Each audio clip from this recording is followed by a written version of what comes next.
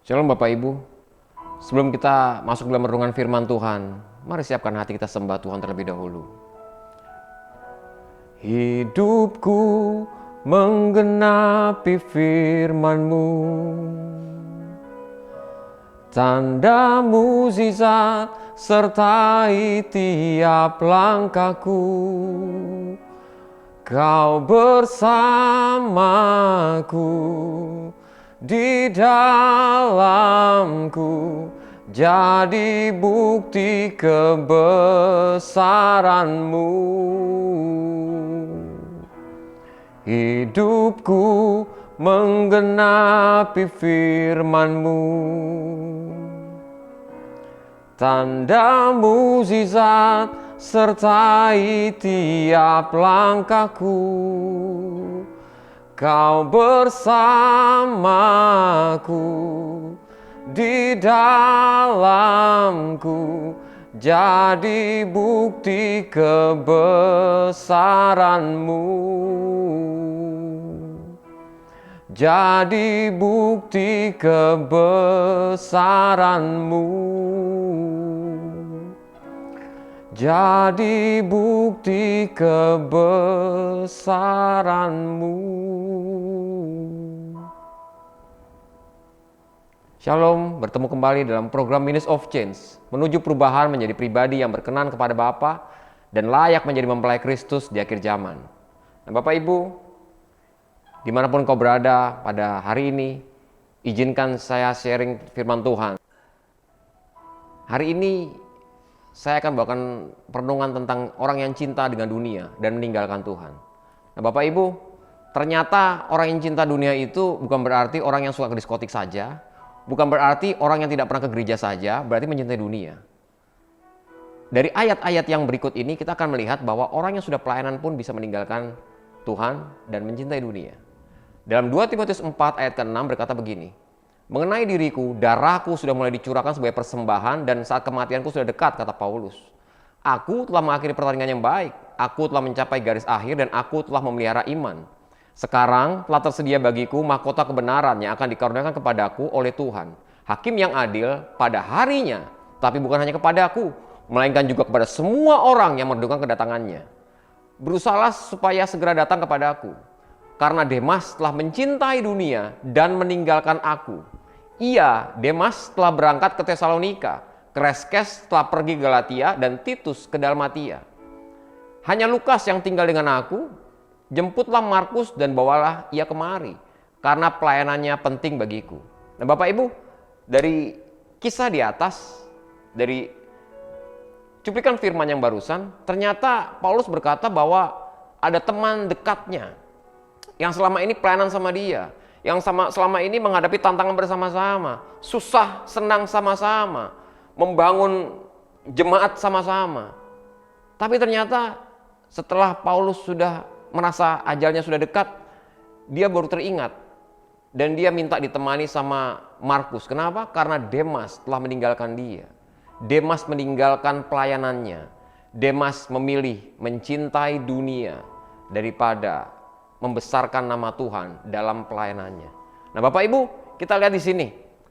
Apa ciri-ciri dari orang yang meninggalkan Tuhan? Apa ciri-ciri anak Tuhan yang mencintai dunia? Yang pertama, ciri daripada anak Tuhan yang mencintai dunia adalah dia tidak sabar menanti waktunya Tuhan. Bagaimana hidup kita hari-hari ini? Apakah kita sabar menanti waktunya Tuhan? Apakah kita sabar bayar harga waktu kita pelayanan?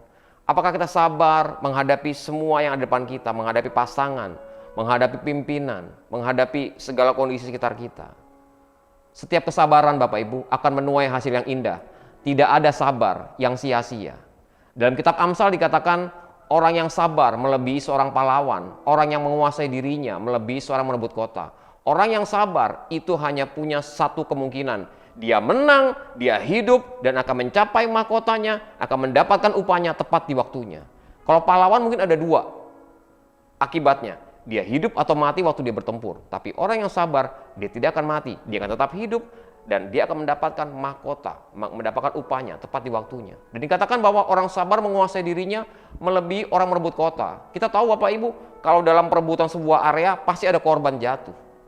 Orang yang sabar akan sedikit korban yang jatuh dalam hidupnya. Kenapa?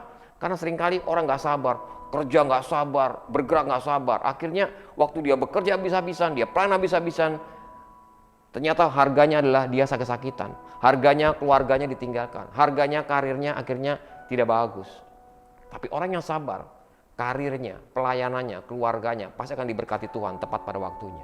Yang kedua Bapak Ibu, ciri orang yang cinta dunia adalah dia biasanya nggak kuat menjalankan firman Tuhan.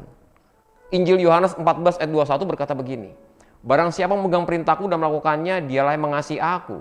Dan barang siapa mengasihi aku, ia akan dikasihi oleh Bapakku. Dan aku pun akan mengasihi dia dan akan menyatakan diriku kepadanya. Artinya Bapak Ibu, untuk berkenan sama Tuhan, untuk boleh dikasihi Bapa, kita harus memegang perintah Tuhan dan melakukannya. Dan banyak anak Tuhan yang gak kuat melakukan perintah Tuhan.